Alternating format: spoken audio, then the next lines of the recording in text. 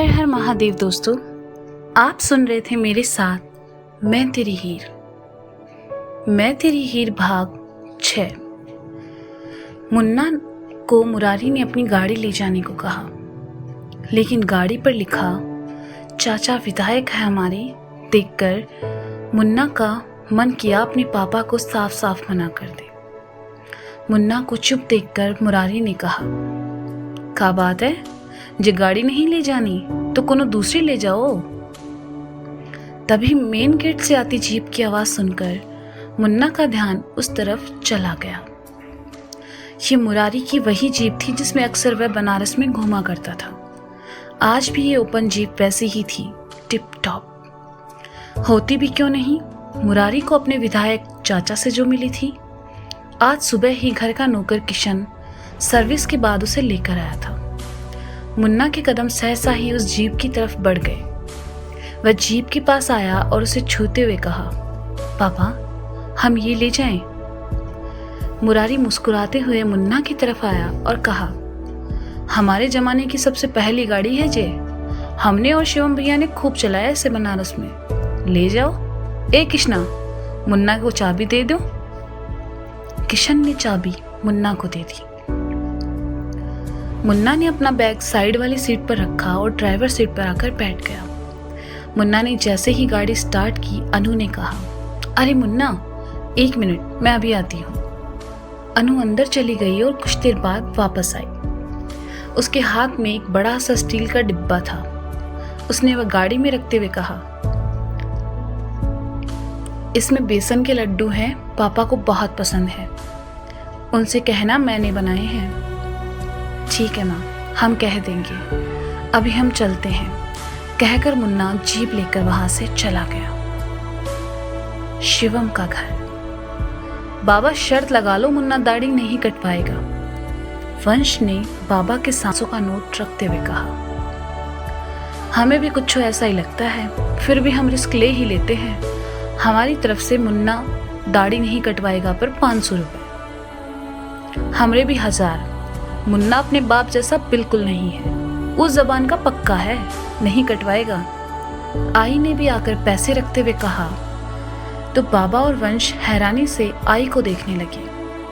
आई ने उन्हें अपनी तरफ देखते पाया तो कहा, ऐसे क्या देख रहे हो दोनों, हमें भी खेलना है?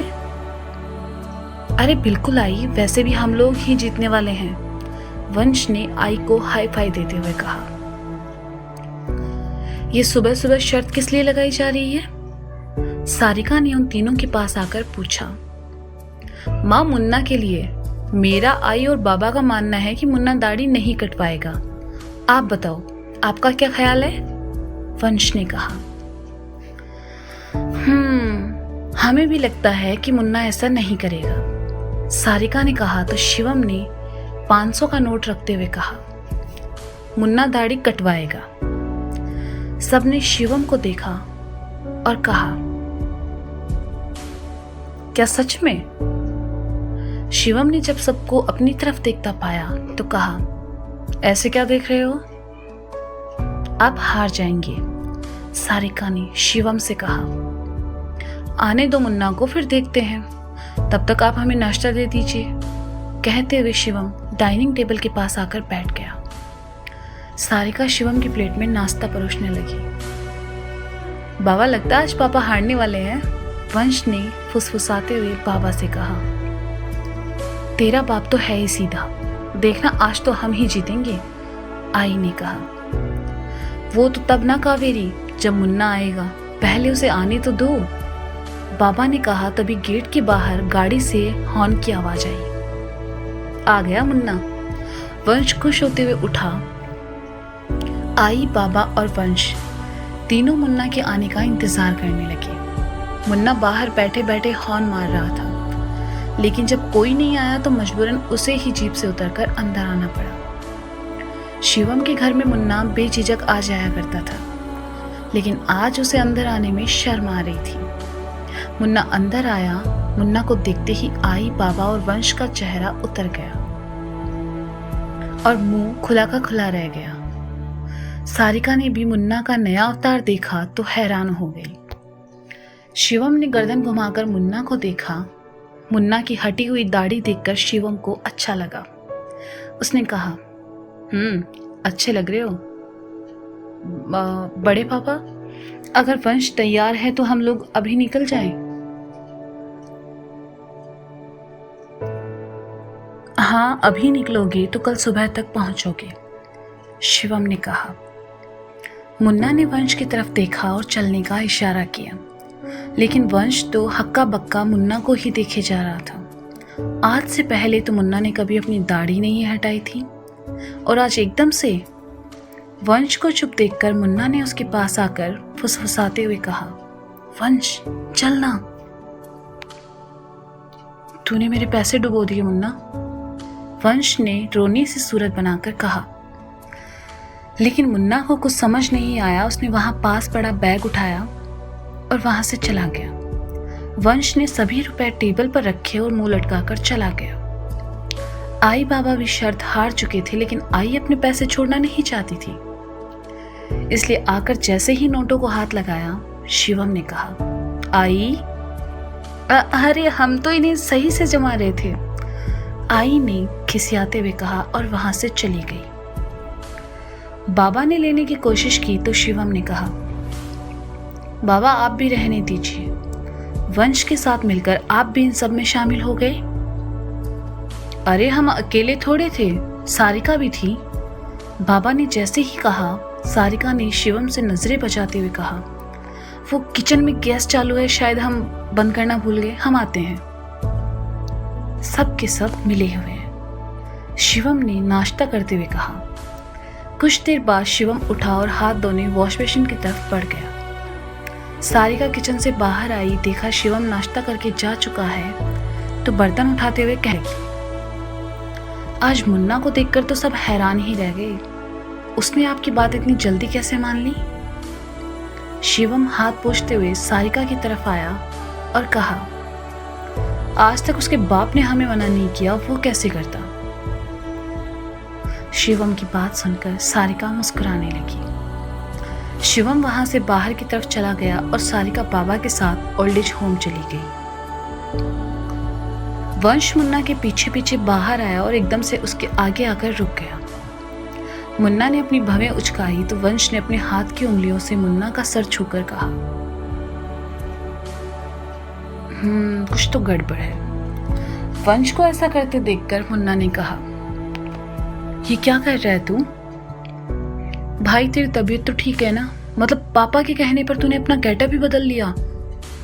वंश ने कहा, तू तो जानता है ना मैं बड़े पापा की बात नहीं टाल सकता। मुन्ना ने ड्राइवर सीट पर बैठते हुए कहा तो वंश भी घूमकर दूसरी तरफ आ बैठा और कहा, फिर तो कॉलेज में भौकाल आएगा। वो क्यों? मुन्ना ने जीप स्टार्ट करते हुए कहा। अबे माल लग रहा है तू, मेरा पत्ता कटने वाला है बॉस, वंश ने आंखों पर गॉगल्स लगाते हुए कहा तो मुन्ना हंसने लगा और गाड़ी आगे बढ़ा दी। मुन्ना खुश था कि कितने दिनों बाद वह इंदौर अपने नाना नानी से मिलने जा रहा था। वहीं वंश खुश था कि उसे बनारस से बाहर जाने का मौका मिल रहा था। जीप बनारस से बाहर निकली। वंश और मुन्ना आपस में बातें करते हुए अपनी मंजिल की ओर दौड़े चले जा रहे थे। ये रिया और तेरा क्या चल रहा है? मुन्ना ने सामने देखते हुए पूछा। जस्ट फ्रेंड ब्रो, वंश ने बसरते हुए कहा। अच्छा, तो जस्ट फ्रेंड्स के बीच किस कब से होने लगा? मुन्ना ने एकदम से कहा। मुन्ना की बात सुनकर वंश को थोड़ी हैरानी हुई। उसने उसकी तरफ देखा और कहा, तुम्हें किसने बताया? कहीं रिया ने तो? शिट मैन, वो लड़की भी ना। हमें किसी ने नहीं बताया, हमने खुद देखा है, मुन्ना ने कहा। वो हीट ऑफ द मोमेंट में हो गया ब्रो, बाकी ऐसा कुछ नहीं है, वंश ने बेपरवाही से कहा। वंश, हम जानते हैं कि इस उम्र में दोस्ती, प्यार, रोमांस ये सब सामान्य बातें हैं, लेकिन कुछ एहसास होते हैं हमारे अंदर जो किसी स्पेशल वन के लिए होते हैं। एक लड़की के लिए उसका पहला किस उसकी प्रेमिका के लिए होता है, मुन्ना ने कहा। तू ना ये बड़े बुजुर्गों वाली बातें कम किया कर, जिंदगी को खुलकर जीना चाहिए, मस्ती करनी चाहिए, जो दिल करे वो करना चाहिए, ताकि मरने से पहले ये मलाल ना रहे कि साला ये तो किया ही नहीं। वंश ने कहा, मतलब तू रिया को लेकर सीरियस नहीं है? मुन्ना ने सवाल किया। वो खुद सीरियस नहीं है ब्रो, ऑलरेडी उसका बॉयफ्रेंड है, उसके बाद भी वो मेरे आगे पीछे घूमती है। अब लड़कियां मुझे लाइक करती है, इसमें मेरी क्या गलती? वंश ने क्यूट से स्माइल के साथ थोड़ा इतराते हुए कहा। बड़े पापा को बताऊं ये सब के बारे में? मुन्ना ने वंश को धमकाते हुए कहा। यार ये तू ना बात बात पर पापा को बोलने की धमकी मत दिया कर, एक तो वैसे ही पापा बाहर जाने नहीं देते। वंश ने मुंह बनाकर कहा। वो इसलिए क्योंकि वो तुम्हारा गुस्सा जानते हैं। हम किसी से नहीं डरते हैं वंश, सिवाय तुम्हारे गुस्से के। डर लगता है अपने गुस्से की वजह से कहीं तुम किसी मुसीबत में ना फंस जाओ। मुन्ना ने कहा। फंस भी गया तो तुम हो ना बचाने के लिए। वैसे भी मैं जिंदगी भर तुम्हारे साथ रहने वाला हूँ, जैसे मुरारी चाचा रहते थे पापा के साथ। वंश ने कहा। इनकी दोस्ती भी कितनी कमाल रही होगी ना। बड़े पापा को देखकर लगता नहीं है कि उन्होंने सारिका माँ से लव मैरिज की थी। मुन्ना ने कहा। तुम भी तो पापा की तरह ही हो, सीरियस, किताबों में घुसे रहने वाले, और जब देखो तब जाकर घाट की सीढ़ियों पर बैठ जाते हो, जैसे पानी से निकलकर कोई जलपरी आएगी और कहेगी, मुन्ना जी क्या आप हमारे प्रेमी बनना पसंद करेंगे? और फिर हमारे मुन्ना भैया अपनी बाहें फैला के कहेंगे, अवश्य। वंश ने मस्करी करते हुए कहा। मुन्ना ने सुना तो हंसने लगा और कहा, हम ऐसा कुछ नहीं करने वाले, समझे? बस एक चीज तुम में मुरारी चाचा वाली है, और वो है लीडरशिप। मुरारी चाचा के बाद तुम ही बनोगे बनारस के विधायक। वंश ने कहा। हमें कोई विधायक नहीं बनना, पापा काफी हैं। मुन्ना ने कहा। यार एक बात बताओ, तुम्हें मुरारी चाचा की विधायकी से इतनी चिढ़ क्यों है? ना तुम उनका नाम इस्तेमाल करते हो, ना ही उनकी पावर, ऐसा क्यों? वंश ने कहा। कभी फुर्सत में बताएंगे। अच्छा तुमने काशी से बात की, उसे बताया हम लोग आ रहे हैं? मुन्ना ने पूछा। नहीं, हम लोग सीधा उसके कॉलेज चलेंगे और उसे सरप्राइज देंगे। 8 घंटे के लंबे सफर के बाद जीप छत्रपुर मध्य प्रदेश आकर रुकी। शाम के 5 बज रहे थे। मुन्ना को चाय और सिगरेट की तलब लगी और वंश को भूख लगने लगी, तो दोनों जीप से उतरकर एक ढाबे की ओर चल पड़े। मुन्ना ने 2 चाय और 2 प्लेट पराठे लाने को कहा। दोनों वहां पड़ी मछिया पर आ बैठे। कुछ देर बाद चाय और पराठे आए, दोनों खाने लगे। खाते खाते मुन्ना ने कहा, कुछ दिन पहले प्रिंसिपल सर बता रहे थे कि कॉलेज ट्रिप में इस बार वो सबको यहाँ लाने वाले हैं, छत्रपुर में। अपने प्रिंसिपल सर ना सठिया गए हैं। हमारी एज के लड़के लड़कियों को गोवा मनाली ले जाते हैं और वो हमें यहाँ लेके आएंगे। क्या है यहाँ? वंश ने खाते हुए कहा। यहाँ काफी मशहूर पुराने मंदिर हैं, जैसे कि महादेव मंदिर, खजुराहो मंदिर, लक्ष्मण मंदिर, रेन नदी, राने झरना। मुन्ना ने खाते हुए कहा। हाँ मुझे मालूम ही था, इसलिए तुझे ये जगह पसंद आई। वंश ने मुंह बनाकर कहा। तुझे नहीं आना तो मत आना, वैसे भी कौन सा जबरदस्ती ला रहे हैं तुझे यहाँ? मुन्ना ने कहा। अच्छा इंदौर में हम लोग 2 दिन रुकेंगे। वंश ने कहा। नहीं, इतना टाइम नहीं है हमारे पास। मुन्ना ने कहा। प्लीज ना यार Munna, please please please please. मैं पापा से कहूंगा तो पापा कभी हाँ नहीं कहेंगे, प्लीज ना यार। वंश मुन्ना के पीछे ही पड़ गया, तो मुन्ना को हाँ कहना पड़ा। दोनों ने खुशी खुशी चाय पराठे खाए और वापस जीप की तरफ बढ़ गए। शाम हो चुकी थी और अब ठंड भी बढ़ने लगी थी। मुन्ना ने गाड़ी में पीछे रखा अपना जैकेट उठाया और पहन लिया। वंश ने अपनी हुडी पहन ली।